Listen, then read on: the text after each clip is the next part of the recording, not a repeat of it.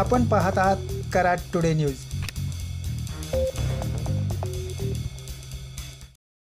कराड शहर व परिसरात आज दुपारनंतर जोरदार पावसाने हजेरी लावली। या पावसामुळे शहरातील गुरुवारच्या बाजारात विक्रेत्यांची चांगलीच तारांबळ उडाली। तर अचानक आलेल्या पावसाने मलकापुरात नागरिकांनी उड्डाणपुलाचा आसरा घेतला। आज सकाळपासून काहीसा उकाडा वाढला होता। दुपारनंतर झालेल्या पावसाने वातावरणात गारवा निर्माण झाला। दरम्यान कोयना पाणलोट क्षेत्रात 1 मिलीमीटर तर महाबळेश्वरला 3 मिलीमीटर पावसाची नोंद झाली आहे।